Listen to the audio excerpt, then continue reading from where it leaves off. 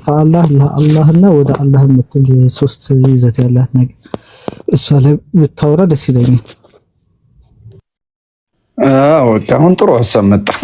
አያቸው እንዲህ ያለው ሊቅ ነበረ በባትሪ ስንፈልግ የቆየ ነው። ድምጽ የጠፋ እንዴት እንደሆነ እኔ እንጃ። እና ያው እንደነገርኳችሁ ያለው ነገር አይ ቲንክ በተናገርኩት ነገር ጥሩ ነገር ተመረናል ብዬ አስባለሁ። እንግዲህ አላህ ከሰማነው ተጠቃሚ ያድርግልን ትላላችሁ። እሺ። እና ጋንጆሬ እስቲ ምን እንደተማርክ ትነግረናለህ እኮ። እሺ እንቀጥል። ለማንኛውም ቀልድ ነው እንትን ነው። አንድ ላስታውሳችሁ የምፈልገው ነገር አይ ዶንት ኖ ወይኔ እድለኛ ሆኜ ይሆናል ወይ ደግሞ ምን ሆኖ እንደሆነ አላውቅም ነው። እኔ ወደ ቲክቶክ ስመጣ ያ ላይክ ይሄ ጀማው በጥሩ አቀባበል ነው የተቀበለኝና ላይክ ወደ እስልምና ለመምጣት ካሉ ምክንያቶች ውስጥ አንዱ ይሄ ምክንያት ነውና ሰዎች ወደ እስልምና ሲጠይቁ እስልምና ለማወቅ ሲሞክሩ በቃ በጥሩ ትሪት ማድረጉ እንደ ፌቨር ይቆጠራልና ያን ነገር በርቱበት ለማለት ነው፣ ጠንክሩ ለማለት ነው። እውነት መጣ አለ ቪዲዮ ፖስት አለ። አሁን ገብታችሁ ኮፒ ሊንክ ምናምን አድርጉለት፣ የሚደረገውን አድርጉለት፣ አካውንቱ ስለተመታ ማለት ነው። እንደዛ አድርጉለት። አሁን ጋንጩሪ ወደ አነሳው ሀሳብ እንሄዳለን። ከአላህ ለአላህ ወደ አላህ የምትል አጭር የህይወት መንገድ አለች። እንግዲህ እሺ እውነት መጣሽ። እሺ ምንድነው እኛ ያው የመጣ ነው ከአላህ ነው። ከዛ በኋላ ደግሞ የመጣንበት ምክንያት ደግሞ ለአላህ ነው። ከዛ ደግሞ ምክንያታችንን ጨርሰን ስንሄድ ደግሞ ወደ አላህ ነው የምንሄደው ማለት ነውና በዚህ ሀሳብ ውስጥ አንድ በጣም እንድናየው የምፈልገው ነገር አለና ምንድነው እንድናየው የምፈልገው ነገር አንደኛ ነገር እኛ ወደ ምድር የመምጣታችን ሰበብ ወይ ደግሞ ምክንያት አላህ ከሆነ ስለዚህ እኛ ወደ ምድር የመምጣታችን ምርጫ ያላህ ነው ማለት ነው። ፍቃዱም ያላህ ነው፣ ተግባሩም ሁሉም ነገር ያላህ ነው ማለት ነው። ስለዚህ እኔ ምድር ላይ በሚያጋጥመኝ ችግር፣ እኔ ምድር ላይ በሚያጋጥመኝ ጭንቀት፣ እኔ ምድር ላይ በሚኖረኝ ጠቅላላ ነገር እኔ ምን አጨናነቀኝ የሚል ሀሳብ ነው አንደኛው ነገር ማለት ነው። ለምን እኔ ኃላፊነትን ለምን ወስዳለሁ? ምክንያቱም ባልመረጥኩበት ባልፈቀድኩበትና በቃ ምንም ተሳትፎ በሌለኝ ነገር ማለት ነው። ወደ ምድር ስመጣ ለምንድነው ኃላፊነት ለምንድነው የሚጨነቀው ምናምን ነገር የሚለውን ጥያቄ ሁሉ ጊዜ ያነሳለሁ ማለት ነው። ታዲያ ማን ይጨነቅልህ ካላችሁ ያው ሁሉንም ነገር ለአላህ መስጠት ነው። እሱ አይደል የፈጠረን? ጭንቀታችንን ሐሳባችንን ጠቅላላ ለአላህ መስጠት። ምክንያቱም ከአላህ እስከመጣን ድረስ እሱ ደግሞ እኛን ወደዚህ እስከመጣን ድረስ ማለት ነው። ስለዚህ ጭንቀቶቻችንን ሐሳቦቻችንን ጠቅላላ ለአላህ መስጠት፣ ችግሮቻችንን ሰዎች ቢያስቀይሙን የዛሬን ቪዲዮ እንትን አድርጉለት፣ ኮፒ ሊንክ አድርጉለት። እሺ እውነት መጣ እየገባችሁ ኮፒ ሊንክ አድርጉለትና ከዛ መጣችሁ አንድ ቁጥር ጻፉ እና እንትን ሰው ሐቃችንን ሲወስድብን ወደ በቀል ከመግባት ወደ ቂም ከመግባት ከሰዎች ጋር ስንጋጭ ምናምን በአጠቃላይ እንደዚህ ነገሮች ሲፈጠር እኛ ምላሽ ለመስጣት ከምንጋጋጥ ያው ነገሮችን ሁሉ ለአላህ መስጠት ትልቁ ነገር ነው እና የመፈጠራችንን ምክንያት ያፈጣጠራችንን ሂደት ሙሉ የሚሆነው ትክክል የሚሆነው በዚህ መንገድ ነው ማለት ነው። ስለዚህ ሁሉንም ነገር ለአላህ መስጠት ተገቢ ነው። በህይወታችን ላይ የተሻለ ነገር እንዲመጣ ያደርጋል ማለት ነው። ስለዚህ ይሄንን ነገር ካደረግን ደግሞ አላህ በነገሮች ውስጥ ትክክል እንደሆነ ማመንና መቀበል መቻል አለብን። ምናልባት የሆኑ ነገሮችን ለማግኘት ወይ የሆነ ነገር ህይወታችን ላይ እንዲፈጠር የዘገየ ከመሰለን አላህ ከሆነ ነገር እየጠበቀን ነው በሚለው መውሰድ ትችላላችሁ። ምክንያቱም አላህ በነገሮች ሁሉ ትክክል ነው ብለን ካመንን ማለት ነው። ስለዚህ እኛ ከአላህ ነን ብለን ስናስብ ይህንንም ነገር መመለስ አለብን።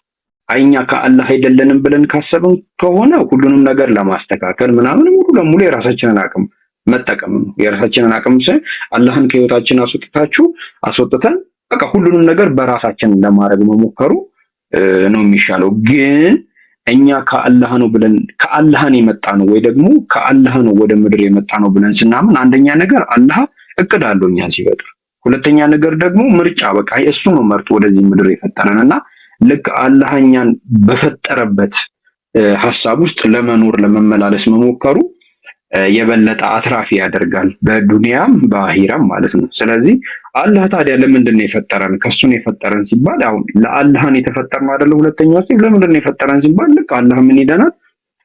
እኔ ልትገዙኝ እንጂ ለሌላ አልፈጠርኳችሁም ማለት ነው። እኛ አላህን በመገዛት ውስጥ አላህ ላይ የምንጨምረው ምንም ነገር የለም። ባለመገዛታችንም የምናጎለው ምንም ነገር የለም። ግን ለአላህ አምልኮ እያቀረብን አላህን እየተገዛን ለራሳችን አላህን በመገዛት ውስጥ ሰው ሁሉ ጊዜ አትራፊ ነው የሚሆነው። ሁሉ ጊዜ ማለት ነው፣ ከሳሪ አይሆንም። ግን እናንተ አላህን ስለተገዛችሁት አላህ አትራፊ፣ ስላልተገዛችሁት ደግሞ ከሳሪ አይሆንም ማለት ነውና አንዳንድ ጊዜ ምን ያስቀኛል መሰላችሁ? ሰላታችንን ሰግደን ምናምን ነገር ይሄ የአምልኮ ስነ ስርዓታችንን አድርገን ለአላህ እኮ ሞላውለት ብለን የምናስብ ሰዎች አለና እሱ ያስቀኛል በጣም። ሰላታችንን ዛሬ 5ቱንም ሰላትን የሰገድኩትና ለአላህ እኮ ሞላውለት አስረፈረፍኩለት ብለን እናስባለን። ግን ለራሳችን ነው፣ እንደነገርኳችሁ ነው፣ ለራሳችን ነውና በእነዚህ ነገሮች ውስጥ አንደኛ ነገር አላህን መታዘዙ ራሱ ያለው እንትን አለ፣ በረከት ጸጋ አለና ሁለተኛው ነገር ደግሞ እኛ እነዚህን ነገሮች በማድረጋችን ብቻ ራሱ ከክፉ ነገሮች እንጠበቃለን። እነዚህን ነገሮች ደግሞ በማድረጋችን መልካም ነገሮች ወደ ህይወታችን ይመጣሉ። እነዚህን ነገሮች ደግሞ በማድረጋችን መጥፎ ነገሮች ከህይወታችን ተነቅለው ይወጣሉ ማለት ነውና አላህን መስማት፣ አላህን ማዳመጥ፣ አላህን መገዛት ይሄ አንዱ ትልቁ ነገር ነው ማለት ነው። ከዛ ደግሞ ወደ አላህ ደግሞ የሚባለው ደግሞ እንትን ምንድነው? እነዚህን ሁሉ ነገር ካደረግን በኋላ ከጨረስን በኋላ ደግሞ ተመልሰን ወደ አላህ እንሄድ። እሱ ነው ዋናው ነገር። አሁን ይሄ ከአላህና ለአላህ የሚለው ኮንሰፕት ምናልባት በዛ ቢባል የ100 ዓመት እድሜ ናት። ግን ወደ አላህ የምትባለው ጋር ስንመጣ ግን ትንሽ ረዘም ትላለች። ስለዚህ እሷ ጋር ማስተካከል አለብን ማለት ነው። እንዴት እንደማለት መሰላችሁ? እኔ አሁን ለምሳሌ እስቲ አንድ 5 ደቂቃ ናፕ ላድርግ ብዬ ወንበር ላይ ናፕ ላድርግ እችላለሁ። ይሄ ኖርማል፣ ወንበር ላይ ዝም ብዬ ደገፍ ብዬ አንድ 5 ደቂቃ እንቅልፌን ተንቼ ልነሳ እችላለሁ። ግን አዳርግን አልችልም። ወገባችሁ ቁርጥ ነው የሚለው አችሉ። የሆነ ያልተመቻችሁ ነገር ላይ መተኛት አችሉ። እና ይሄ ምድር ላይ ያለን ነገር ልክ አንድ 5 ደቂቃ ምናምን ናፕ እንደምታደርጉት ነው። ግን ወደ አላህ ስትመለሱ ግን እንደ ናፕ አይደለም። በጣም የተደላደለ አልጋ ማዘጋጀት አለብን። ካልሆነ የወገብ ቁርጠቱን፣ የራስ ምታቱን፣ ብርዱን፣ ንፋሱን አችሉትም ነው የምላችሁ። ስለዚህ አልጋችንን የምናመቻቸው አልጋችንን ጥሩ አድርገን የምንሰራው ምድር ላይ በሚኖረን አላህን ለመገዛት በምናደርገው ጥረት ነው ማለት ነው። ስለዚህ አላህ እንግዲህ አልጋቸውን በስነ ስርዓት አመቻችተው ሊተኙ ከሚንቀሳቀሱ ሰዎች ውስጥ ሁላችንን የሚያደርገን ለማለት ነው። ምንድነው አንድ በጣም የምወዳት እንትናለች፣ ከፍጹምነት ይልቅ እውነተኝነት እወዳለሁ። ይበልጥብኛልም እንግዲህ ለእናንተ እንዴት እንደሆነ እኔ እንጃ። ከፍጹምነት እውነተኝነት። ማንም ሰው ፍጹም ሊሆን ቢፈልግ ማንም ሰው ፍጹም መሆን አይችልም። ግን እውነተኛ መሆን፣ ሀቀኛ መሆን ማለት ነው እና ከፍጹምነት ትበልጣለች። እና እኔ ለአላህ ፍጹም መሆን አልፈልግም፣ መሆንም ብፈልግ አልችልም። ግን እውነተኛ መሆን እፈልጋለሁ። እውነተኛ መሆን እፈልጋለሁ ስላችሁ ከና አቅሜ ማለት ነው። ማድረግ ከምችለው ከና አቅሜ ነው። በቃ ያንን አቅማችሁን ይዛችሁ አላህ ፊት መቆምና አላህም ያው በቁርአን ላይ ነፍሶችን ከአቅማቸው በላይ ጠያቂዎች አይደለንም አይደለም የሚለው። በቃ ያ ማለት እናንተ ያላችሁን ሀቅ ነው ለአላህ እንድትሰጡት የሚፈልገው እንጂ ከአቅማችሁ ሀቃችሁ በላይ ፐርፌክት ካልሆንኩ ብላችሁ መጋጋጥ ውስጥ ገብታችሁ ምናምን የማይሆን ነገር ውስጥ እንድትገቡ አይፈልግም አለ። በቃ የምትችሏትን ሀቃችሁን አለች አይደል? ያችን የምትችሏትን አቅም ያቅማችሁን በቃ አድርጉ።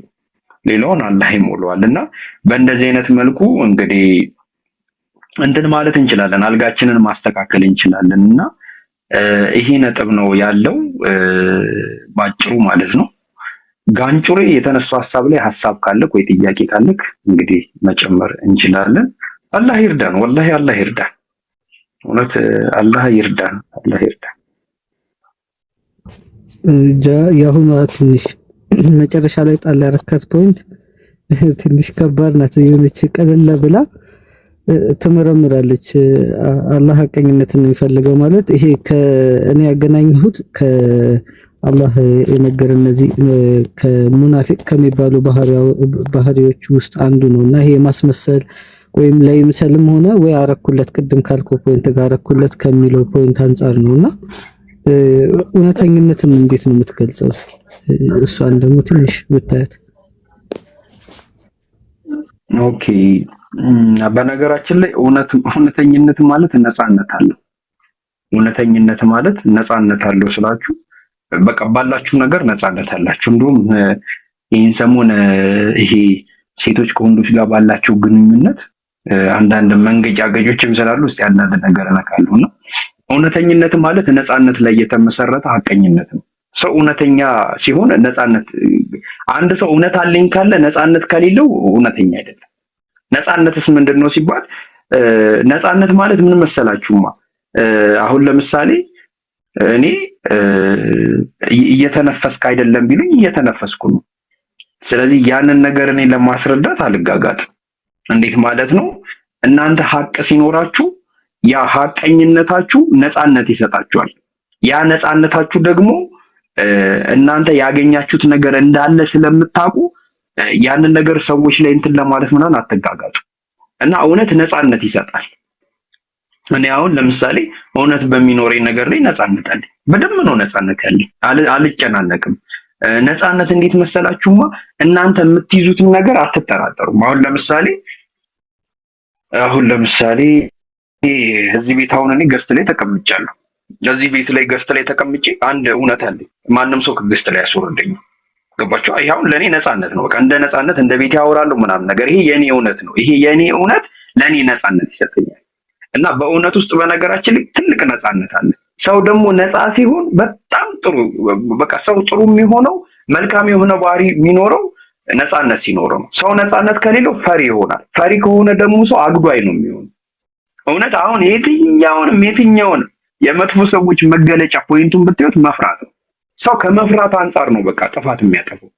እውነቴን ነው የምላቸው። አሁን ጥሩ ጓደኛ ማቾች ለ5 ዓመት ምናምን የሆኑና ከዕለታት አንድ ቀን ተነስታ መጥፎ ትሆንባታለች። እቺ መጥፎ የሆነችዋ ልጅ ብትጠይቃት ወይ ቀንታባት ይሆናል ትበልጠኛለች ብላ አስባ ስለፈራቸው። አያችሁ አይደል? በነፃነት ውስጥ ምን ይገኛል?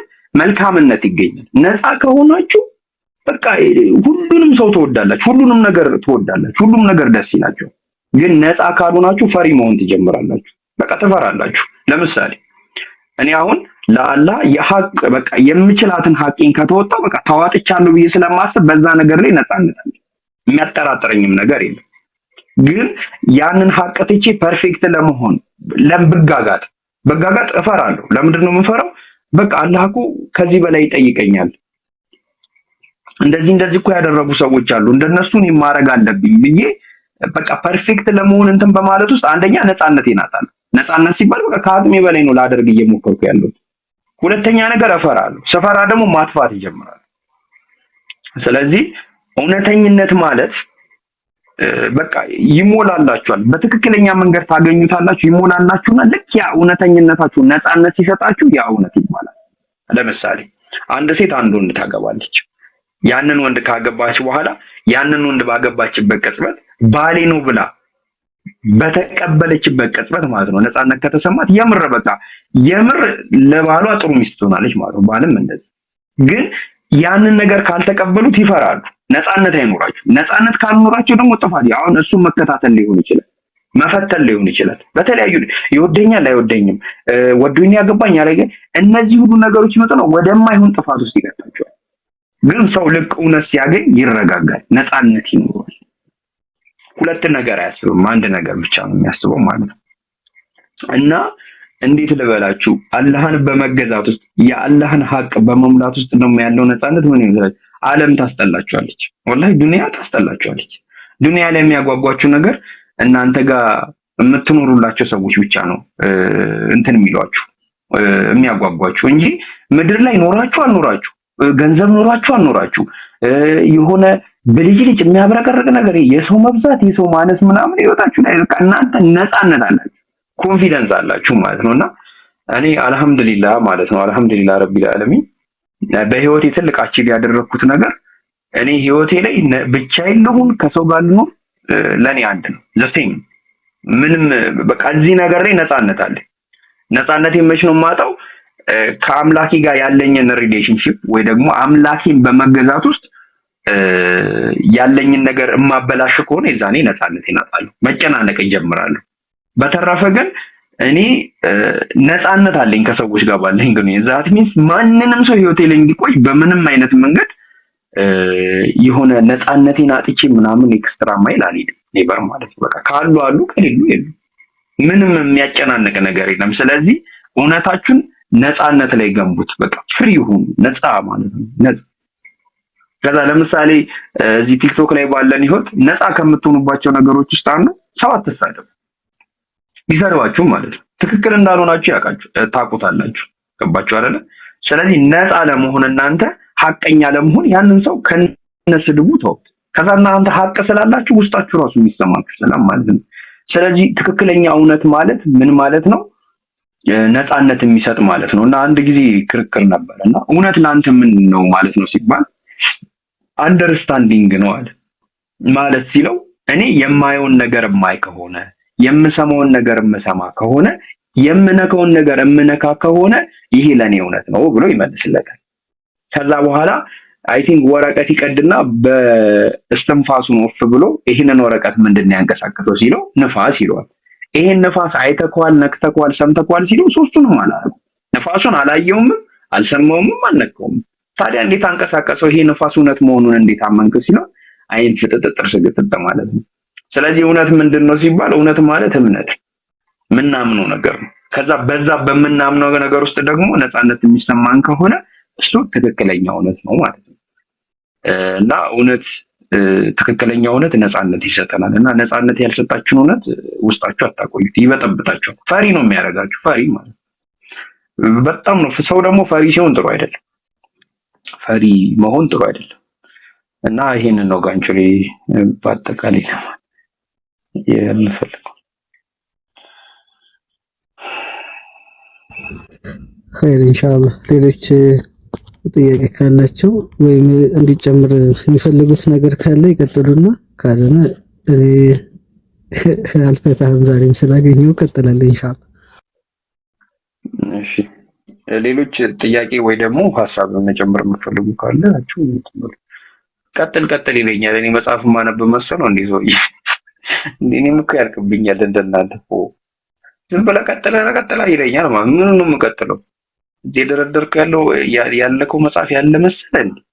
ምን ይመስላል በእናታችሁ ትላለህ። እሺ ሌላ ሀሳብ ያለው ሰው አለ?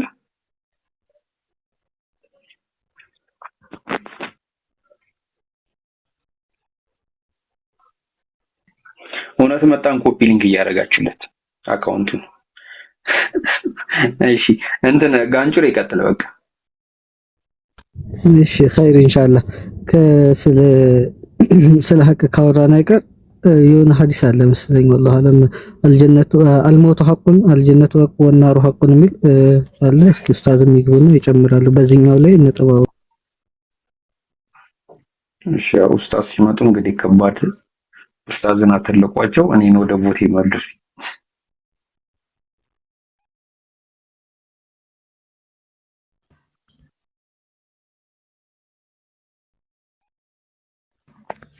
ቀጥል እንዴ ያደረደሩት መጽሐፍ ያሉት አይመስልም እንዴ? ቀጥል ሲልኝ እንደዚህ ቀጥል እንዴ ፊት ለፊት የደረደሩት መጽሐፍ ያለ እኮ ነው የሚመስለው። ቀጥል ሲልኝ ማለት ነው እና ቀጥል ስትል የደረደሩት መጽሐፍ ስትል ሳቀችና እውነቱን እኮ ነው አለች። ዝም ብሎ ቀጥላል እንዴ? ሂድ ይቀጥላል። እኔ ደግሞ ኡስታዝ ወላሂ ማለት ነው እኔ አሁን የምሬን ከልቤም እያወራሁ አልነበረም፣ መማቃትን ነው ግን የሆነ አለ በቃ ውስጤን የሚነካኝ ነገር ሳገኝ አይ ዶንት ኖ ኒኬት እንደሚወጣ ላይ 4 ሰዓትም 5 ሰዓትም ላወራ እችላለሁ፣ ግን የምር ነው የማወራው ማለት ነው። እኔ የገረመኝ ነገር ታውቃለህ? ኔትወርክ ጋንቹሪ ነኝ አላይ ሚዩት አድርጌበት ነው። ቀጥሉ ሚዩት አድርጌ ነው።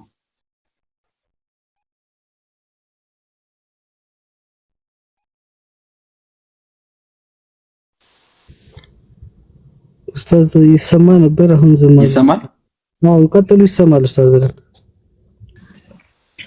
እኔ ከየት ጋር እንዳገናኘሁት ታውቃለህ?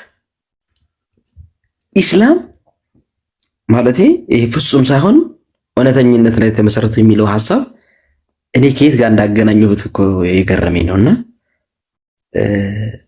አንድ ሐዲስ አለ ነብዩ ሰለላሁ ዐለይሂ ወሰለም የተናገሩትና ወላ ይሻትዱ ዲን አሐዱን ኢላ ገለባ ይላል። አንደኛውስ አንድ ሰው ሃይማኖትን የመጨረሻ አያከርም ሃይማኖቱ ያሸነፈው ቢሆን እንጂ ይላሉ። ምን ማለት መሰለ? አንድ ሰው ከአቅም በላይ ለመስራት ይሮጣል። ነፍሱ ከማትችለው በላይ ፍጹም ወደ ፍጹማዊነት ለመጠጋት ይሮጣልና የማይቻል ነገር ነው። ያ ነገር ምን ያደርጋቸዋል መሰላችሁ? ራሳችሁ እንድታጡ ያደርጋቸዋል። ሁሉም ነገር በልክ ነው። ለዚህም ነው አላህ እኔን በምትችሉት መልኩ ተገዙኝ ነው ያለው። ለምሳሌ አንድ ሰው ከዚህ በኋላ አልተኛም፣ ሌሊቱን ሙሉ ቁሜ ነው ማድረው፣ እኔ ከዚህ በኋላ ሐዲስ አለ ነብዩ ሰለላሁ ዐለይሂ ወሰለም ሌላው ሰዎች መጡና እኔ ከዚህ በኋላ በፍጹም ሴት አላገባም አለ። አንደኛው ሰው ይመጣል ጃቢር፣ በፍጹም ሴት አላገባም እኔ ከዚህ በኋላ ደግሞ አለ። አንደኛው መጣና ይሄ የማይሆን ነገር ከዚህ በኋላ እኔ እንደዚህ አላደርግም አሉ። ሁሉም መጡና ማለት ይሄ ነገር ከሃይማኖተኝነት አንፃር አያስኬድም። መጾምም ማግባትም እኔ ከዚህ በኋላ አላፈጥርም አይነት ነገር አለ። አንደኛው ደግሞ ይሄ አያስኬድም። ሁሉም ነገር በልክ ነው ሃይማኖታችን የሚያዘው። በምትችሉት መልኩ ነው እንጂ የማትችሉትን ነገር በማዘዝ አምላክ አይጸድቅም። ምንም የምታደርጉለት ነገር የላቸውም። ለምሳሌ አንድ ሰው አላገባም ቢል ምንድነው የሚሆነው? አያግባ፣ ችግር የለብንም እኛ። አንድ ሰው ከዚህ በየቀኑ ጾማለሁ ቢል ይችላል? የሆነ ጊዜ ይችላል፣ ከዛ በኋላ ይሰላቻል። ከሰላቸው በኋላ ደግሞ ምን ይሆናል? ጥሩ አይሆንም። ኢስቲቃማ የለውም። ኢስቲቃማ ከሌለው ደግሞ ምን ይሆናል? ኢስቲቃማ የሌለው ሰው ወንጀለኛ ይሆናል አይደል? ፈስተቂም ከማ ኡሚርተ ስለሚል ማለት ነውና ሃይማኖት እስልምና በልክ ነው ሰውን ያዘዘው። አንተ በምትችለው መልኩ አምላክን ተገዛ። አላህ የሚወደው ስራ ደግሞ ምን ማለት ነው? የምትችለውን ሁልጊዜ የምታረጋትን ስራ ነው የሚወደው። የምትችለው ሁልጊዜ የምታረገውን ስራ ነው።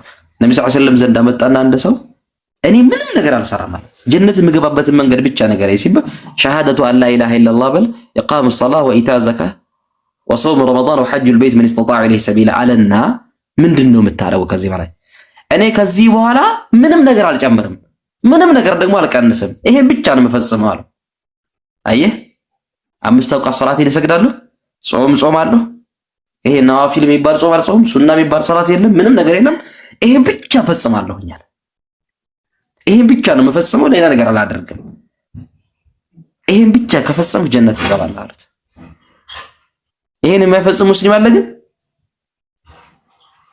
አለ የለም። ግን አምላክ አየኸው እናንተ በምትችሉት መልኩ ብቻ ነው የሚያዛቸው። ስለዚህ እውነተኝነት የሚባለው ነገር ትክክለኛ ነገር ነው። አምላክን በዛ መልኩ ነው የምታመልኩትና ኢስላም በጣም የሚገርም ሃይማኖት ነው ባጭሩ። ሁለተኛ ነገር አምላክ ማምለክ እውነተኛ ነው ሲባል ሰው መጣ ለምሳሌ ሑፋዞችን ጋንጩሬ እኔ በጣም የሚገርመኝ ነገር እንግዲህ ሰው ያለ ሰው ይደብረዋል ይደብረዋል ማለት ሰው ከሌለ ይደብረኛል፣ ሰው የለም ብቸኝነት ምናምን ይባል ታሪክ አለ። ሰው አላህን ሲይዝ ቀን ያጥረዋል። እንገራችሁ ሰው አላህን ሲይዝ ቀኑ ያጥረዋል፣ ሰዓቱ ያጥረዋል፣ ከሰው ጋር የሚገናኝ ነገር ሁሉ ይቀንስበታል። ሚነ ሰለፍ አንድ ታሪክ ልንገራችሁ። አንድ ሰውዬ በሶ እየበጠበጠ ነበር የሚጠጣው። ለምንድን ነው ሲባል ሌላ ምግብ ምን ጊዜ ህይወቱ ላይ በሶ እየበጠበጠ ነው የሚጠጣው። ለምንድን ነው ሲባል ሌላ ምግብ የሚሰራበት ጊዜ የለኝም፣ አላህ እያመለኩ ነው ያለሁት፣ ሁሉም ጊዜ አለው። እኔ በሶ ምግብ ሰርቼ ምን ሰርቼ ጊዜ ይወስድብኛል፣ ዒባዳዬ ሰዓቴን ይሻማብኛል። እና በሶ እየበጠበጡ ነበር የሚኖሩት ሚነ ሰለፎች። ለምን ነው ሲባል ሰው ከአላህ ጋር መኖር ሲጀምር በሚችለው መልኩ አምላክን ሲያመልክ ቀን ሁሉ ያጥርበታል። ደበረኝ የለ ተከስኩኝ የለ ምን የለ፣ ሰው መጣ ሰው ሄደ፣ ለእናንተ ይመንት ነው። ለዚህም ነው ሑፋዞች ለሊት 9 ሰዓት ነው የሚነሱት። ቁርአን የሚሐፍዙ ሰዎች ምናልባት የሐፍዛችሁ ሰዎች ታውቃላችሁ። ቁርአን ስትሐፍዙ ከማን ጋር ትገናኛላችሁ? ሰው እኮ እንድታገኙ አፈልግም። በነገራችን ላይ መድረሳ ያሳለፋችሁ ሰዎች ታውቃላችሁ። ለሊት 9 ሰዓት ነው የምትነሱት። ለሊት 9 ሰዓት ነው የሚነሳው። 24 ሰዓት ቁርአን ነው የሚቀራው። ከማንም ጋር አይገናኝም። ምግብ ነው የሚገናኘው። ከዛ ውጭ ምንም የሚገናኘው ታሪክ የለም። ያ ልጅ ግን 24 ሰዓት ቁርአን ነው የሚቀራው። ቁርአኑን ግን እየቀራው በሄደ ቁጥር እየጣፈጠው ከመሄዱ የተነሳ ሰው ጋር አይቀርብም። ብዙ ሐፊዞች ጋር ቁጭ ብላችሁ ስታወሩ ወሬ አይችሉም። አይታችሁ ከሆነ ጊዜ የላቸውም። ያ አኺ ያኔ እናንተ የምናወራው ያህል ወሬ አይችሉም እነሱ። ቁርአን ነው የሚችሉት። ለሊት 9 ሰዓት ይነሳሉ፣ ይሐፍዛሉ፣ ቀኑን ሙሉ ይሐፍዛሉ፣ ማታም ይሐፍዛሉ፣ ምንም ይሐፍዛሉ። ለሊት ከዒሻ በኋላ 4 ሰዓት ይተኛሉ፣ 3 ሰዓት ነው የሚተኙት። ይሄን በተደጋጋሚ ላለፉት 3 ዓመታት ነው የሚያደርጉት። ወሬ ስታበዛ ይላሉ እና ንግግር ስታበዛ ሒፍዙ ይጠፋል። ታውቃለህ? ምክንያቱም ሲባል ወሬ ማብዛት የወንጀለኝነት ምልክት ነው ይላሉ። ምን ትላላችሁ? ወሬ ያበዛ ሰው ይሳሳታል። የተሳሳተ ደግሞ ወንጀል ያበዛል። ማላ ያኒ ያወራላ አላህ ይጠብቀን። እና ኢማሙ ሻፊዒ ረሕመቱላሂ ዐለይሂ በዚህ ነገር ላይ ይላሉና አንድ ጊዜ ከመንገድ እየሄዱ የሆነች ሴት ማዩና መንገድ ላይ ባታን አዩትና ሒፍዝ ጠፋበት። ብዙ ሑፋዞች የሚጠፋባቸው እንደዚህ ሲሆኑ ነው። እና ያው አየህ ከሰው ጋር ይሄ ማህበራዊ ምናምን ስትል ነው ነገራቶች የሚፈጠሩትና ሐፍዞ የሚጠፋው ሰው አለ። አላህ ይጠብቀን። ያው መቀነስ ግን የጎዳው ሰው የለም። ዝምታ የጎዳው ሰው አይታችሁ ታውቃላችሁ? ጋንጮ ላይ አይተህ ታውቃለህ? ኡስታዝ አሁን ያወሩት ቀጥታ እኔን የሚያናግር ነውና ያው ድሮ ሒፍዝ ስንቀራ መድረሳ ውስጥ አንድ ላይ ስንቀራ ኖርማል ነው። ሁሉም ቁርአን ከሆነ እየቀራ ያለው ለማሐፈዝ ያው ሰው ማውራት አያስፈልግም እንዳሉትና በመሃል የሆነ ሰው እንኳን ሌላን ማላያኒ የሆነ ነገር ካወራ በጣም ነው የሚያበሳጨው አውቀዋለሁና ያቺኛዋን አያ ለመያዝ እየጣርን ሰው ካወራ በጣም እናደርጋለን። ምንም አትችልም። ሌላ ሰው ግን ተመሳሳይ አያ እየቀራን እሱም ለማሐፈዝ እየጮኸ እየቀራ እኔም እየጮኩ እየቀራው ምንም አንረባብሽም። ግን ሌላ የተወሰነች ስማማ ምናምን ከተባለ በጣም ነው የሚያበሳጨው፣ ሙሉ ነገር ነው የሚያጠፋው። እና እቺን እንኳን ረዳታል ኢንሻአላህ። እና ለዚህ ነው አንዳንዴ ወደ ትምህርት ላይ ራሱ የማሐፈዝ አቅማቸው ይቀንሳል፣ የመሸምደድ አቅማቸው ይቀንሳል። እና ብቻ ምን አለፋቸውና አላህ ያገራልንና አላህ ሒፍዙንም ሁሉንም ያገራልን። ያው ሁሉም ነገር ከጃቢር ሐሳብ ተንስቼ ነው ያወራሁት። እና ያው አላህን ጋር ያለ ሰው ምን ጊዜ እውነተኛ ነው የሚለው ነገር በጣም ሜን ፖይንት ነው፣ በጣም ሜን ፖይንት ነውና ለዚህም ነው ሁሉም ሐላወተል ኢማን የሰው ልጅ በዚህ እድሜ ይሄን ያህል አይማርም እንዲህ ተማረ የምትሉት ኸልቅ የለም። እኔ ልንገራቸው አንድ ታሪክ ጃቢር ሼክ ኢላስ አህመድ ይባላል። ለዚህ ኡስታዝ ኢላስ አህመድ ታውቁታላችሁ?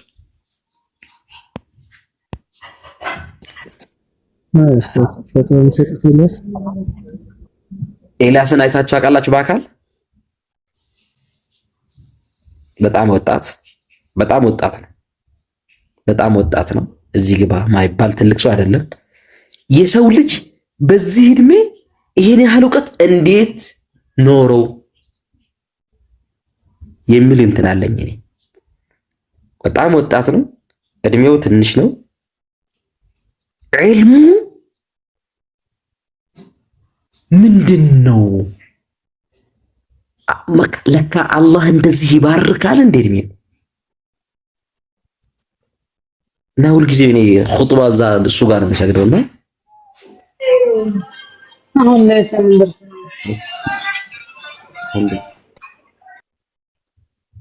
ስለዚህ ለዚህ ሲባል አላህ እድሜ ይባርካል። አንዳንዱ በዚህ እድሜ ዓሊም ይሆናል አለ የሚባል ኢትዮጵያ ውስጥ ዋን ኦፍ ዘ ሞስት ይሆናል። አንዳንዱ እንደኔ አይነቱ ደግሞ በሱ እድሜ ይሄው ቲክቶክ ላይ አወራለሁ። ልዩነት አለ ለማለት ፈልጌ ነው። አላህ እድሜያችሁን ይባርክላችሁ። መኖር አይደለም ዋናው ትርጉም።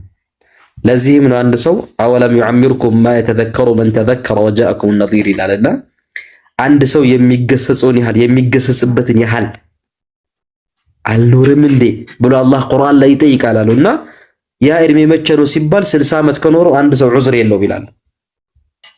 አንድ ሰው 60 ዓመት ምድር ላይ ከኖረ ዑዝር የለውም፣ ምክንያት የለውም። የፈለገ ሰው ምንም ምክንያት የለውም ይላሉና ያው ወደዛ የተጠጋን ነውኛ። አላህ እንትን ይበል። እና መቀጠል ትችላለህ ጃቢር። የአንተ ሐሳብ ተመችቶኝ ነው ያነሳሁት።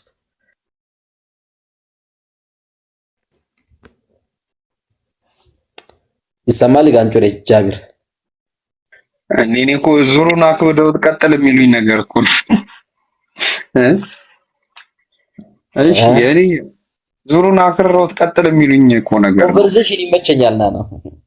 እሺ እንትን አክቹሊ እንትን ጥያቄ ያላችሁ ሰዎች አስገቡ፣ ይጠይቁ ባወራነው ነገር ላይ ማለት ነው። እዚህም ላይ ገስት ላይ ያላችሁ ጥያቄ እንትን ያላችሁ ሰዎች ያላችሁ ካላችሁ ማይካችሁን አንስታችሁ መጠየቅ ትችላላችሁ። ከሌላችሁ ግን እኔ ለኡስታዝ ጥያቄ አለኝ። ምንድነው ኡስታዝ ይሄ ጥያቄ ማለት ነው? አንድ ጓደኛዬ ነው ድሮ ነው የነገረኝ ስለ አላህ እዝነት ሲነግረኝ፣ አይ ቲንክ ሐዲስ ይሁን ወይ ደግሞ አፈ ታሪክ ይሁን አላውቅም፣ ግን በጣም የምወደው ስለሆነ ነውና አይ ቲንክ አንድ ሰውዬ አለ እና በቃ ጀነትን ለመውረስ ያስቀመጠው ምክንያት አንድ ምክንያት ነው። እሱ ምክንያት ደግሞ ምንድነው? በቃ አላህ ያዝንልኛል፣ በቃ እሱ ይቅር ይልኛል ይክለኛል ብሎ አይ ቲንክ አላህ ይፈርድበትና ወደ ጀሃነም መላእክቶች እየወሰዱት እየዞረ አላህ ነው ያዋል። ከዛ አላህን ለምንድን ነው እንዲምታየኝ ብሎ ስለሚጠይቅ አይ እኔ ወደዚህ ስመጣ ትምረኛለህ ብዬ እርግጠኛ ሆኜ ነበረ እና ከዛ የተነሳ በቃ ሳትምረኝ ስቀር በጣም ስላዘንኩኝ ነው፣ ግን በቃ ይምረኛል ብዬ በጣም እርግጠኛ ሆኜ ነኝ ይላል። ከዛ አላህ በቃ መልሱት ወደ ጀነት አስገቡት ብሎ ያስገባል አይነት አይ ቲንክ ታሪኩን በስነ ስርዓት ላወራውም እርግጠኛ አይደለም። ሀሳቡን እንትን አለ እሺ በቃ ይንገሩ። እቺ ለመሰለክ ያው ዋሂድ ሚን አልአሐድ አንድ ሰው አመፀኛ ነው አሉና ያወራሉ። አመፀኛ ነው፣ ወንጀለኛ ነው፣ ኃጢአተኛ ነው። በቃ ይቀጥሉ አለና በጣም በአላህ እዝነት ግን ተስፋ አለው ማለት በጣም አላህ አዛኝ ነው። አላህ አዛኝ ነው። በጣም ዓሲ ነው። ዓሲ ማለት ከባድ ነው። ዓሲ ማለት በጣም አመፀኛ ነው ከመሆኑ ጋር ግን አላህ ሱብሓነሁ ወተዓላ ይፈርድበታል። መቼም አላህ የፈለገውን ይምራል፣ የፈለገውን ይላል። ወሚን አልዓጃኢብ ይችላል ሰውየውን ሰው እንደውም ሌላ ሐዲስ ከዚህ የበለጠ እንትን አለና አንድ ሰው ሚን አልኸማሪን ነው። ኸማሪን ታውቃላችሁ? መጠጥ የሚጠጣ ሰው ነው። በጣም መጠጥ የሚጠጣ ሰው ነውና እኔ ስሞት ይላል ከእዝነትና ከቅጣቱ ጋር አንስቼ ነው ሁለቱን ሐዲስ ማወራላችሁ። እኔ ስሞት የተለያየ ቦታ አቃጥሎኝና ቀበሩኝ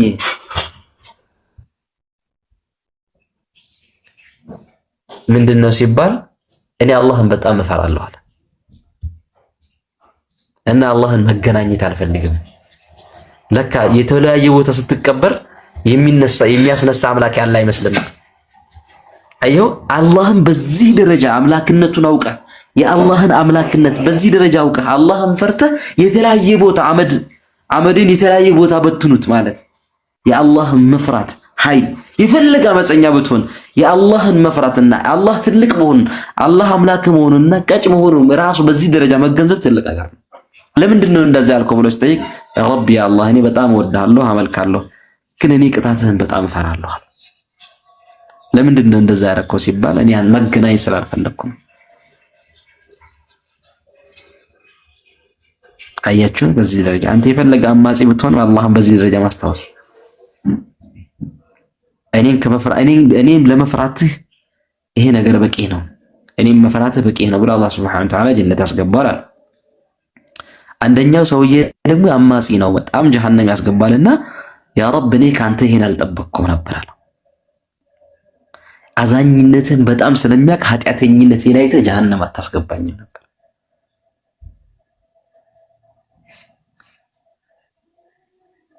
በእዝነቴ ይሁንብህ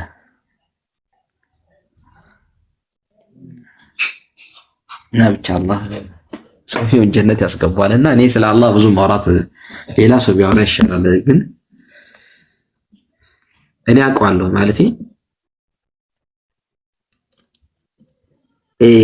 አንድ ሳይንስ አለ ጃቢር ምን መሰለህ የሆነ ቴክኖሎጂ ምን ሊሆን ልጅ አለ መላጣ ልጅ ታውቃለህ? የሆነ ኢቢኤስ ላይ እንትን የሚያቀርብ ቴክኖሎጂ ነገር ምን የሚያቀርብ በፊት ታውቀዋለህ?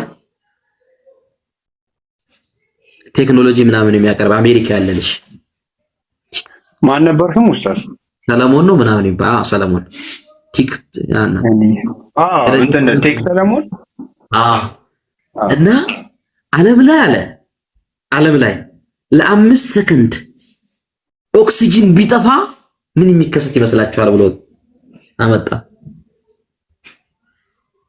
ለ5 ዓለም ላይ ያሉ ህንፃዎች በአንድ ደቂቃ ከጥቅም ውጭ ይሆናሉ አለ። ዓለም ላይ ያሉ ብረቶች በአንድ ላይ ይሰበሰባሉ አለ። ይሄ ዓለም ከጥቅም ውጭ ከመሆኑ የተነሳ መክሉቅ የሚባል ነገር ምድር ላይ አይኖርም አለ።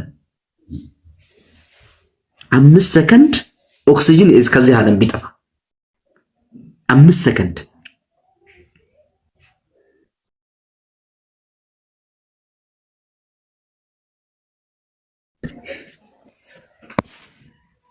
ይሄን ሁሉ 5 ሰከንድ አይደለም ዓለም ከተፈጠረ ጀምሮ እስከ ቂያማ ይሄን ያህል እየታመፀ የሱን ነገር እየተነፈስን አናመልክህም እያልነው በምድር ላይ በአዘኔታው የምንኖር ሰዎች ነን እኛ። ሳስታውሰው ይገርመኛል።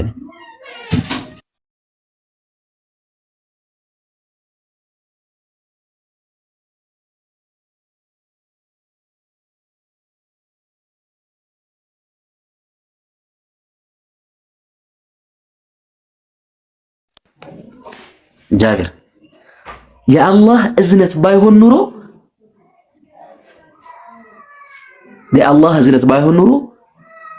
ይሄ ሰው ለ5 ሰከንድ ምድር ላይ ኖሮ ነበር ማለት ነው። ይሄ መክሉቅ እሱ በፈጠረበት ምድር የሱ ምድር ላይ ሆነን የሱ ሪዝቅ እየበላን የሱን ሲሳይ እየበላን አንተ የለህም እያልነው አላህ በረሕመቱ አመስከውም አላመስከው ያኖርሃል በሱ ምድር ላይ። ከዚህ በላይ ያዘኝነት አለ? لو يؤاخذ الله بظلم ما ترك على ظهرها من دابة لو يؤاخذ الله عندن سو بيز نور الله بظلم ببدلو بيزو نور ما ترك على ظهرها من دابة بمدر لاي منم تنكساكاشات نور نبرال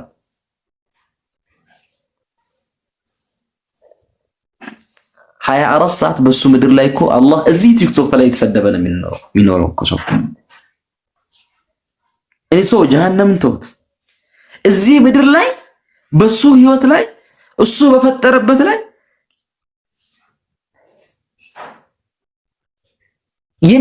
የሚተነፍሰውን ትንፋሽ ራሱ የሚሰጠው አምላክ መሆኑን እያወቀ እሱ በሰጠው ምድር ላይ እዚህ ላይ እየተሰደበ ይኖራል። አላህ ግን ቻይነቱ ችሎ አዝኖለት ዛሬ ከነገ ይመለሳል ተብሎ ምንም አላደረገም።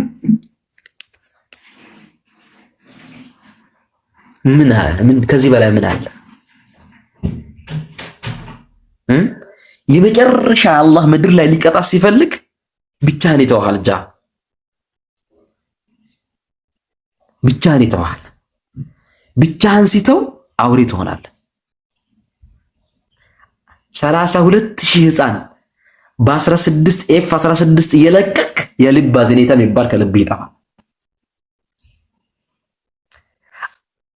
16,000 ቦምብ አንዲ ጽሁፍ ከተማ 36,000 ህፃን ላይ ያወርቅ ምንም አይመስልም።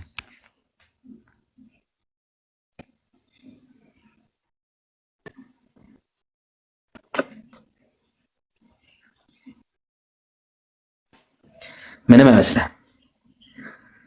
እና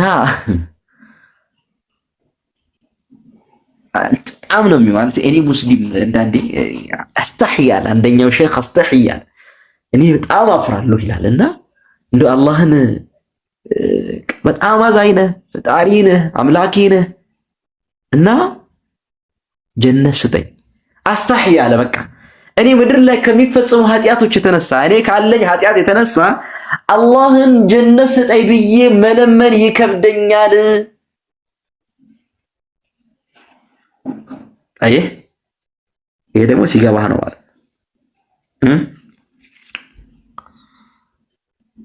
ይሄ ሁሉ ህዝብ የሚተዛዘንበት የሆነው ረሕማ ግን አንድ ረሕማ። አላህ አዛኝ ነው። ነገራችን አዛኝነቱ ደግሞ ተግባር ያለው ወረበል ከዕባ እኔ እነዚህ አንዳንድ ክርስቲያኖችን ሆነ አላህን ሲሳደቡ የሚውሉ ሰዎች የሚሳደቡትን ሳይ አንዳንዴ ደግሞ ጥግ የደረሰ ሰው ሳይ እነዚህ ሰዎች ባይመር ሰው ስለሆንኩ እኮ ነው እነዚህ ሰዎች ባይመሩ ብዬ እመኛለሁ። አንተ ማን ነህ አለ ግን አላህ ነቢ ሰለላሁ ዐለይሂ ወሰለምን ኡሁድ ዘመቻ ላይ ጥርሳቸውን የሰበረባቸውን ሰዎች ያን ሁሉ መከራ ያደረሰባቸውን ሰዎች ነብዩን በዛ ደረጃ ያሰቃዩትን ሰዎች ምን አለ መሰላችሁና እንዴት ይድናሉ كيف يفلح شج النبي صلى الله عليه وسلم نبي صلى الله عليه وسلم ፈንክተው ጥርሳቸው ተነቅሎ ያ ሁሉ ስቃይ ያ ሁሉ ሰሃባ ገድለው እንዴት ይሰልማሉ? حتى النبي صلى الله عليه وسلم ጠየቁኝ ጥያቄና አላህ በጣም እኮ እኔ ያ ረብ ያ አላህ እኔ አላህ ነገር ምን እንዳላችሁ ታውቃለህ? መልስ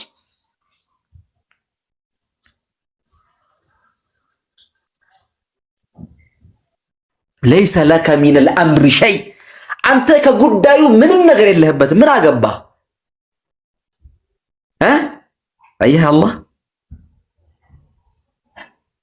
ለዚህም ሲባል አንተ ያን ሁሉ ሰሃባ 7 ሰሃባ እንዲጨፈጨፍ የኡሁድ ዘመቻ ላይ ያን ሁሉ ነገር እንዲያደርግ ያደረገው ኻሊድ ብን ወሊድ እኔ ሰው በሆን አልፈልግም ነበር እንዲመጣብኝ ግን አላህ ምን አለ ኢነከ ያ ሙሐመድ ኢነከ ላ ተህዲ መን አሕበብ አንተ የፈለግከውን አትመራም አይ አንተ የፈለግከውን አትመራም ምንም ቢሆን ወላኪን አላህ يهدي من يشاء አላህ የፈለገውን ይመራልና ሚን አላህ ነው በቃ ሚን አላህ ነው ከዚህ በላይ አዛኝነት አንተ ሰው በመሆነ አላህን በማመለክ የምታመልከውን አምላክ የሚሳደቡትን ሰዎች አንተ ምንም አይመለከትም ማለት ሂዳያ እኔ ነው አለ አላህ ግን አላህ ይሄን ሁሉ ነገር እያወቀ እየቻለ የሚኖር አምላክ እያዘነላቸው ሪዝቃቸውን የከለከለ አምላክ አይደል وما من دابة في الأرض إلا على الله رزقها በምድር ላይ ምንም ተንቀሳቃሽ የለችም ሪዝቋ በኔ ቢሆን እንጂ እና አላህ አይመለከትህም አለ አላህ የሆነ ሰው ሊሰልም ሸሃዳ ያስኩኝ ሊሰልም ነው ምናምን ስል ሙርሊዝ ነው አውቆን አይመለከትህም አለ አላህ አይመለከትህም ይሄ እኔ ስልጣን ነው ምን አገባ የፈለኩትን እመራለሁ የፈለኩትን አልመራም ይሄ እኔ ስልጣን በኔና ባንተ ቢሆንስ በኔና ሰንበዲ ቢሆንስ ያ ኸይል ለበክ ምን አገባ ለዚህም እኮ ነው ዑመር ኢብኑ አልኸጣብ ይሰልማል ብሎ አይታሰብማ እንዴት ዑመር ይሰልማል ብለህ ታስባለህ አላህ ግን ዓለም ላይ አለ የሚባለው ኢስላም የሚታወስበትን ያህል ዑመርን ሰልማ አሳያቸው ኻሊድ ብን ወሊድ ረዲየላሁ ዐንሁ ሰይፉላህ የሚል ማዕረግ ተሰጠው በኔ ቢሆንስ እንደዛ ሰሐቦች ተጨፍጭፎ እንዴት ይሰልማል እንነባት ليس لك من الامر شيء አለ ስለበነከቱ ስለመማር ስላለመማር አንተ እኮ አይመለከትህም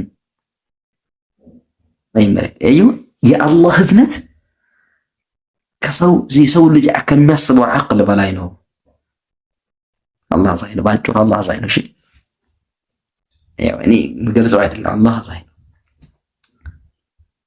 غفور رحيم ነው شديد العقاب ነው ከብዙ በጥቂት ይሄን ይመስላል ያው መቀጠል ይችላል ሰላም አለይኩም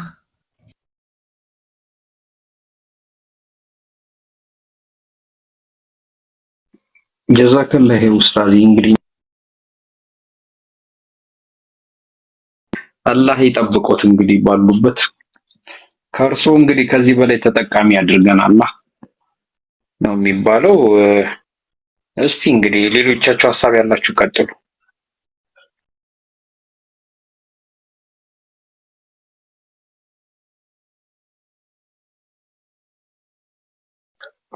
ዙዙ ቀጥይ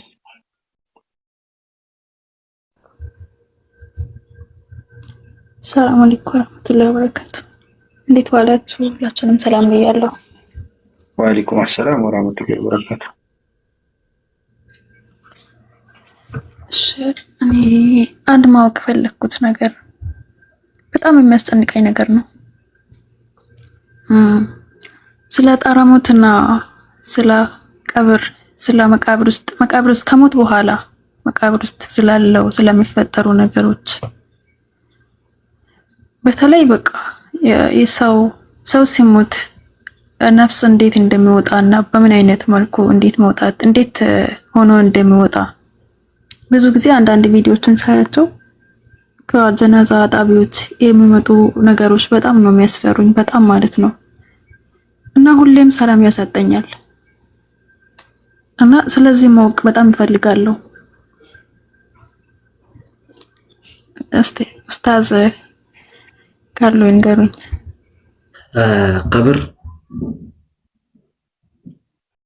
ቀብር ከባድ ዓለም ነው በነገራችን ላይ።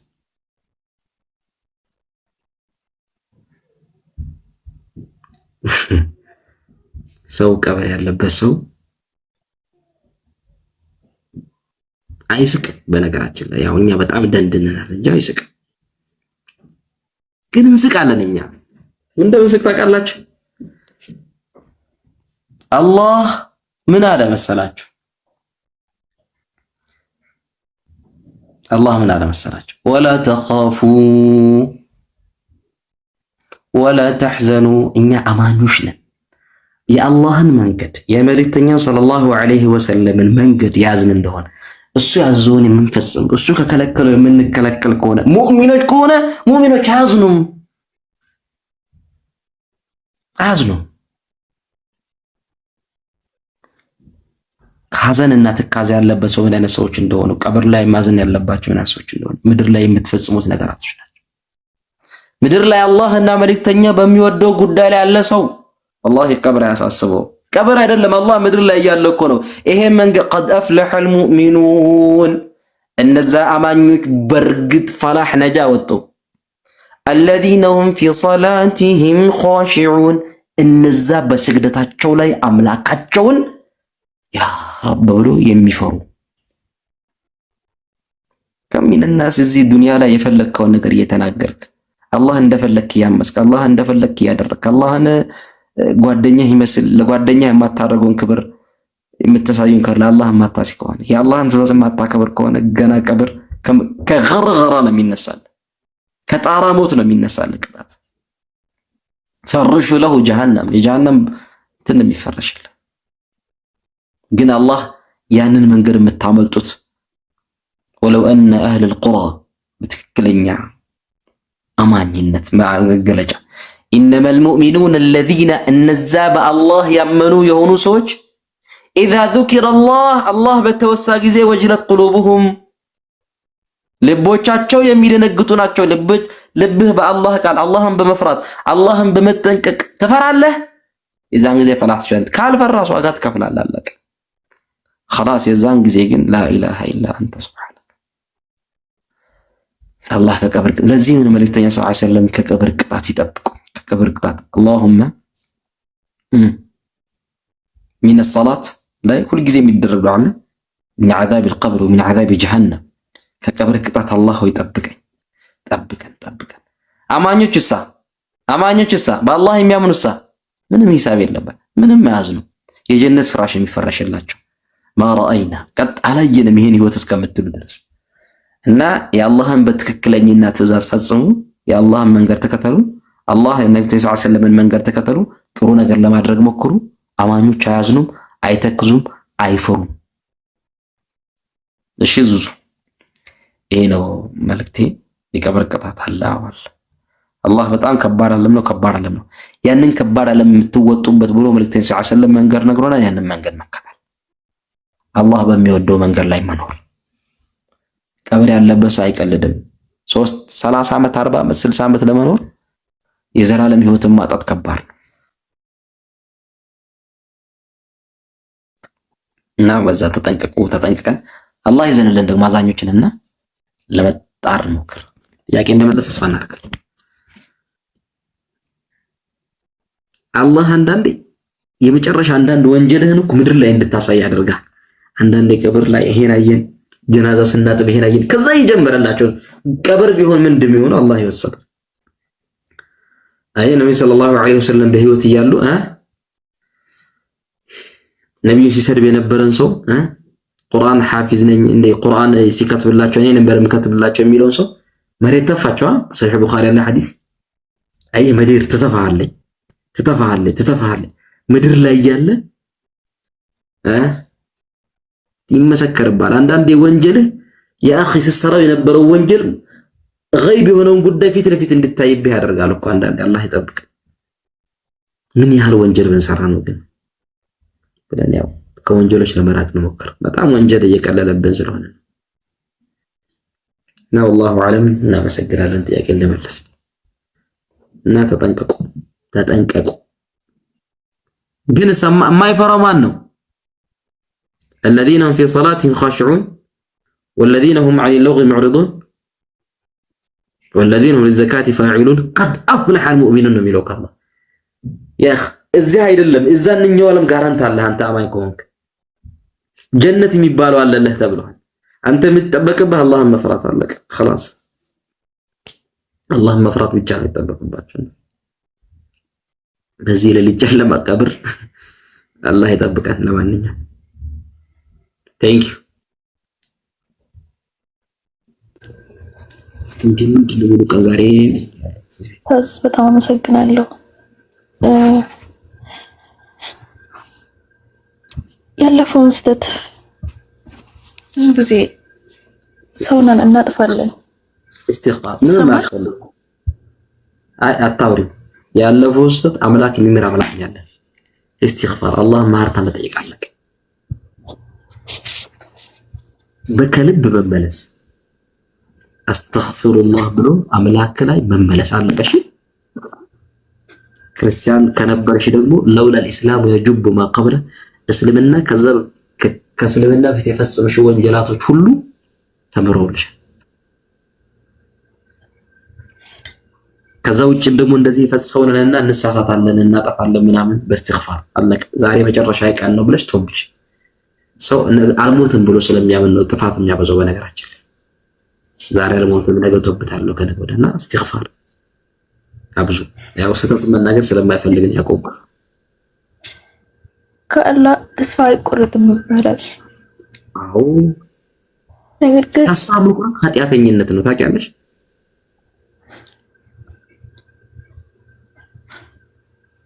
አላህ በጣም በሚገርም ሁኔታ አንቺ በወንጀልሽ ምክንያት ተስፋ በመቁረጥሽ እኔ ከአላህ ረህመት ተስፋ በመቁረጥሽ ትልቅ ወንጀለኛ አንቺ ነሽ። ምክንያቱም አላህ ተስፋ የሚቆረጥበት አምላክ እንዳልሆነ ቁርአን ላይ ተናግሯል። ላ ተቅነጡ ምን ረሕመቲላህ ከአላህ እዝነት የፈለገ አናነ የሰማይ ያህል እንኳን ወንጀል ለምን አይኖርብሽም? ሰማይ ያህል ወንጀል የሚሰራ ሰው አለ? ሰማይ የሚያህል ወንጀል የሚሰራ ሰው አለ? የለም። ለምን ወንጀል የባህር አረፋ እንኳን አይሆንባችሁም? ወአና አግፊሩ ዙኑበ ጀሚዓ እኔ በአጠቃላይ ወንጀሎችን ሁሉ የሚምር ጌታ ነኝ። ዳግመኛ ላትመለሱበት ግን እዛ ወንጀል ላይ ሸርጡ እዛ ወንጀል ላይ ዳግመኛ የማትመለሱ ከሆነ ወንጀሎችን ሁሉ ይምራል።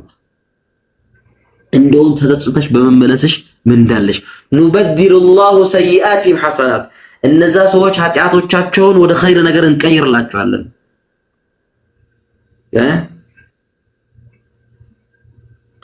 ናቀጥያ ማውራት ትችላለሽ።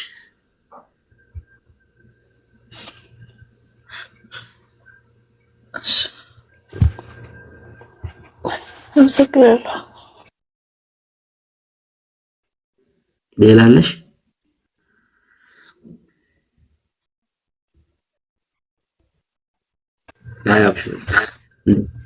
እንደዚህ ጥሩ ነው። ኢማን ነው በነገራችን ማለት እኔ እስልምና ከተቀበልኩ በኋላ ነው በጣም ብዙ ወንጀሎችን የሰራሁት። ምክንያቱም ማወቅ አልፈለኩም ነበር። የማወቅ እድል እያለኝ በቃ ለማወቅ አልጥርም ነበር። የተመለስኩት በራሴ ፍላጎት ነው። ነገር ግን እስልምናን ብለቅ እንኳን በቃ ፈጣሪ የለም ብዬ ክዳለሁ እንጂ መጀመሪያ ወደ ነበርኩበት ሃይማኖት ተመልሼ እዛ ጭፈራ ውስጥ አልገባም ነበር ያልኩት። በኋላ ላይ ግን እንደገና አሰብኩኝ።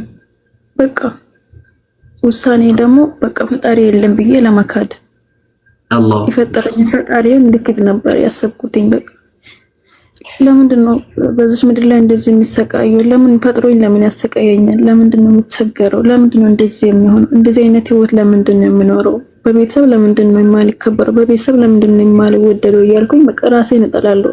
ለምን ፈጠረኝ እላለሁ። የምጨነቀው ሁሉም ነገር የሚያስጨንቀኝ በቃ እዚህ ዱንያ ላይ የሚፈጠሩ ነገሮች ናቸው። ለምን ደስተኛ አልሆንም? አሁን ላይ ግን ሲገባኝ እሱ ሁሉንም ነገር በምክንያት ነው ለኔ ሊሰጠኝ አልፈለገው። ምክንያቱም እዚህ ዱንያ ላይ ያለሁኝ ለኔ አስፈላጊ አይደለም። እሱ ስላወቀ ነው። እኔ ደግሞ ከሱ የተሻለ የሚያውቅ ነው የሚመስለኝ። በቃ ከአላህ የተሻለ ለምንድን ነው ያንን የማያደርግልኝ? እነዚያ ሰዎች በዛ ነገር ደስተኛ ይሆናሉ፣ እኔ ለምን ደስተኛ አልሆንም እያልኩ ራሴን ሳስጨንቅ የነበረው። ትናንትና አንድ ቪዲዮ አየሁት። አንድ ሲጋራ አጫሽ አስክሬን ሊታጠብ ሲመጣ ማጠብ አልቻልኩም ማለት አስክሬን ለጣቢው። ከዛ ሽታው በጣም ያፍነኝ ነበር፣ ማጠብ አልቻልኩም። ሳጥበው ደግሞ በጣም ተጨመላልቆ ነበር። ነፍሱ ስትወጣ በጣም ተሰቃይቶ ስለነበረ በቃ የሰው ልጅ ነፍሱ ሲወጣ እንደ ሁኔታው ነው። እንደዚህ ሆኖ ስለነበረ እንደዚህ ሆኖ በጣም እንደዚህ ሆኖ በቃ እኔ በመናገር በማልችል ሁኔታ ላይ ነው የመጣው እና ያንን ነገር በኋላ ላይ ብቻዬን ነው ያስተካከልኩት። በቃ ከዛ ያ ሬሳ ደግሞ መስጊድ ሊሰገድበት አይገባም ተባለ አለኝ እና በቃ ያ የሰው ነፍስ ሲወጣና እዛ ደግሞ ከዛው ተመልሶ ወደ ቀብር ሲሄድ እዛ ቦታ ላይ የሚፈጠሩ ነገሮች በጣም ያስጨንቀኝ ጀመረ። ቆየ እንደዚህ አይነት ነገሮች ማለት ሲጨነቅ ከጀመርኩኝ በቃ በጣም ቆይቷልና በቃ ውስጤ ሁሌ ይጨነቃል። ግን በቃ እኔ በሰው ዘንድ በጣም ተወዳጅ ነኝ። ለሰው የማደርጋቸው ነገሮች እኔን ያስደስተኛል። ነገር ግን አላህን በጣም በቃ በአላህ ዘንድ በጣም የተጠላና የአላህን ትዕዛዝ እየጣስኩኝ አላህን በጣም የሚያስቆጣ ነገር ነው የማደርገው። ሰው በጥሩነቴ ነው የሚያውቀኝ። ግን አሁን ሁሉም ነገር ሲገባኝ ሰው ከፈለገ ይጥለኝ፣ ግን የዚህ ምድርን ነገር ደስታ አልፈልግም። የምፈልገው የሰማይ ቤት ደስታ ነው። በቃ ግን አላህ ይምረኛል እላለሁ። በቃ ሲሞት በምን አይነት ሁኔታ ነው የሚሞተው? በቃ የቀብር ጥያቄስ ምን አይነት ጥያቄ ይሁን? እንዴት ነው የሚጠየቀው? ምን አይነት ጥያቄ ነው የሚጠብቀኝ እያልኩ በቃ እሱ ነው የሚያስጨንቀኝ ሁሌ ማለት ነው። አሁን መንገዱን ነገር ነሻል ኢንሻአላህ በትክክለኝነት አላህ የሚያስጨንቅ ህይወት የለም። ኢስላም አልሐምዱሊላህ አላህ አምላክ መሆንሽ የማወቀው ራሱ ትልቅ እድል ነው። አለማወቅ ራሱ በጣም ጭንቀት ነው። ለዚህ 30 ዓመት ኑረሽ እድሜ ልክ መቀጣት ከባድ ነው። አላህን አለመቃላህ መካድ ከባድ በጣም ያው ለዱንያ ብለሽ መጣ ሄደ ዱንያ 10 በነገራችን ላይ አገኘ ስትይ የምታጭበት አገኘ ተደሰት ስትይ የምታዝኝበት ማዘንና መደሰት የደቂቃዎች የሆኑበት በጣም ስትደሰች በሰከንድ ሁሉ በጣም ሌላ ገራሚ ነገር የምትሰሚበት ዓለም ነው። ይሄ በነገራችን ላይ ቅርቢቱ የተባለችው አብለጭላጭ ህይወት ነች። አብለጭላጭ ታውቃላችሁ? የምታብለጨልጭ ህይወት ያስኳ ስትይ የምታመልጥሽ እና እዚህ ግባ ማትባል አገኘሽ ስትይ የምታጭበት ያው እዚህ ዱንያ ተብሎ ምንም ነገር አይደረግም። አላህ በተመሳሳይ ህይወት በነገራችን ላይ ሰው ወደ ዱንያ እያሰበ ሲመጣ ይጨንቀዋል። አሽን ብቻ ሳይሆን ዱንያ ብር ሳንቲም እንዴት ለምን ሰው እንዴት እያለ ሲመጣ ይጨንቀዋል። ምን መሰላችሁ? የሰው ልጅ ምን ጊዜም የሰው ልጅ ነው። የሰው ልጅ ምን ጊዜም የሰው ልጅ ነው። ዛሬ አገኘሽ ስትል ነገ ይወቅስሻል። ዛሬ አወደሽ ሲባል ነገ እንትልሻል።